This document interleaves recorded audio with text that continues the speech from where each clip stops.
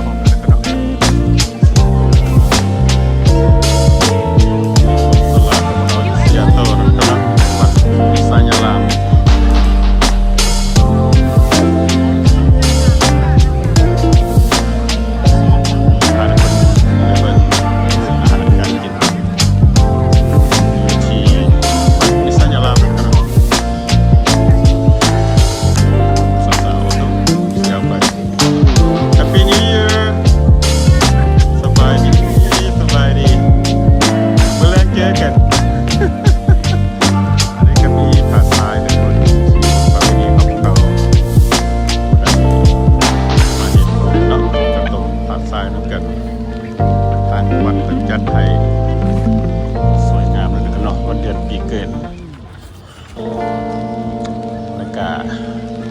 บนน้ำโสภานะทุกคนเนาะเป็นพระเพณีของลาวของเขาที่นับถือมาแต่จนเนาะเป็นจังหวัดเรา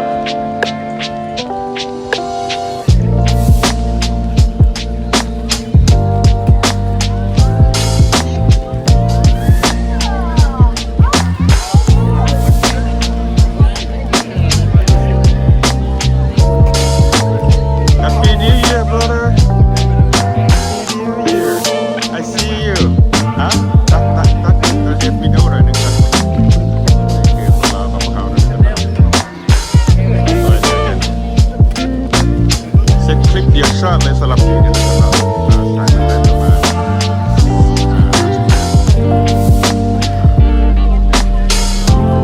เราจะลาสบายใจนะครับนะไปเบิ่งกันว่าสิเป็นอะไรนะครับนะสลับที่นี่อากาศก็ดีนะครับเนาะของเราใช่ไหมไปดีโค้ไปดีละHappy New Year. What's it? It's in for a long time. This is your people. Yeah. There we go. Yeah. But you can also buy a house here. You can buy 2 houses here. Three for one. This is for my daughter. All right, brother. Thank you. No, thank you for letting me know about that. Hello, somebody lah. So yeah.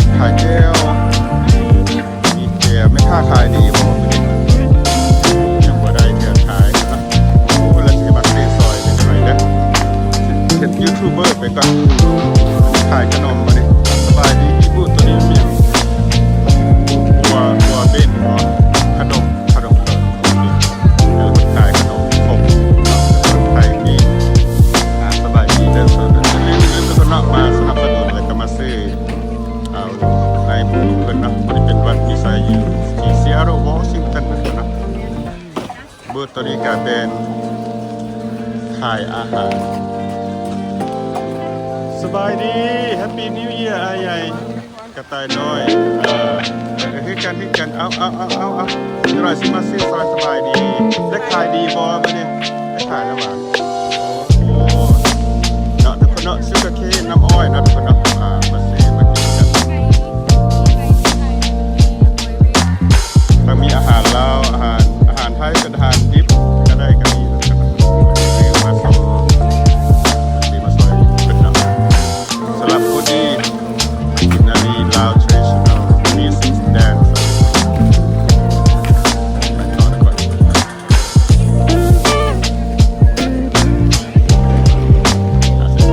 ต่อไป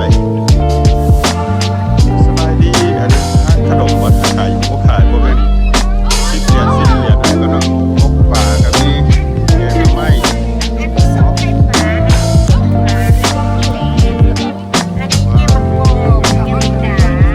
อาหารลาวด้วยนะครับเอาไปพกปลาว้าว it's all $10 สิ้นเหรียญแล้วเนาะดอกเกล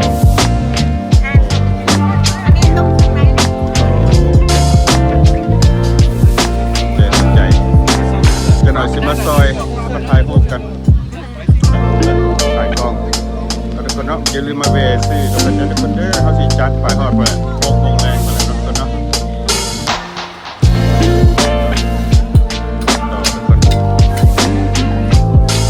สบายดีเว้ยนายเอาคนของ YouTube นะมองไปเห็นลิง YouTube เลยยูดีที่แห้งจังนะยังเป็นของเก่าบ่โอ้ยออกเป็นอะไรออกก็คือกันแล้วออกแต่ปี2009มันจะโอ้นะแล้วว่าแล้วย้ายไปเม็กซิโกโอ้รีไทร์แล้วบ่ล่ะย้ายไปเม็กซิโกแล้วมาถามว่าทำคนละแบบไปว่าเกี่ยวข่อยว่าเทียนเลิศคนมันไก่สลับกันเราอยู่เซียโร่เนาะมันมีไปประมาณโอ้โหผมไปเอทีซีเซียโร่แล้วมาถ่ายยูนี่ดีแฮงเด้อดีแต่ผมจะมาเจอกันใหม่นะครับเจอบุกเก่าที่ดีกันที่นั่นนี่ล่ะมางามเป็นหมาที่มาผู้ใดตัวนี้นะโอ้ยก็บูดอกมาเนี่ยโอ้ใส่เปิดบักเล่มาเถอะเนาะโอเคเซอร์Happy New Year อันนี้เป็นลูกของลาวโอเชียน The YouTuber โอ้ยฮัลโหลสบายดีล่ะสบายดี Happy New Year เนาะโอ้โหเอาเลยบุกคนละคนเนาะอาจจะพาทุกคนอยากต่อไปเบิ่งในวงดนตรีของพวกเขาสลับเป็นสีเสียงในระดับเป็นฟูลแบนด์ไปเบิ่งกันนะเนาะตัวนี้เป็นการถ่ายน้ำสบายดี Happy New Year New Year ตัวนี้เป็นขายอาหารซื้อนะครับเนาะHappy New Year ส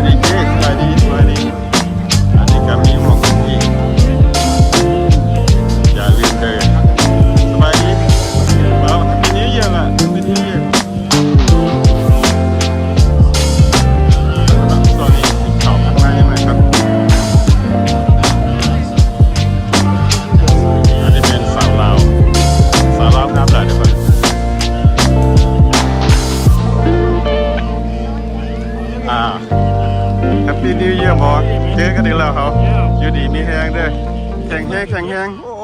ยผมมาวันนี้สบายก็สบายดีอันนี้เป็นสาวลาวเสียโตทุกคนนี่เลยคนงามๆน้องสาวข่อยเบิ้งอันนี้บ่โสดแต่บ่โสดอีกอันนี้สาวลิกี้เรียนเนาะลิซ่ากันน้อยอากาศดีหลายทุกคน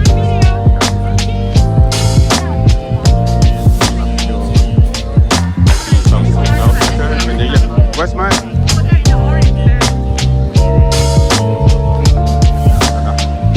ไปถึงไปต่อเดี๋ยวที่คนกำลังเข้ามาตลาดอยู่อากาศก็ดีก็คือว่าประมาณ60 ดีกรีนะ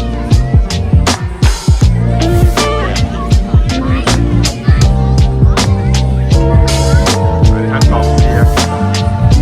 อันมันมีไฟโอ้เซนดีสบายดีอยากการซิส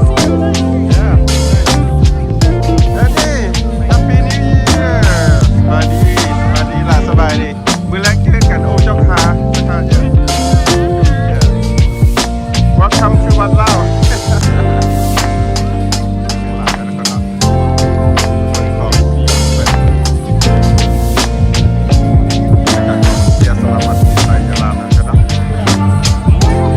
Happy New Year Here we go Hey hey hey hey Happy New Year ให้ดมเลยอ่ะเจอรถ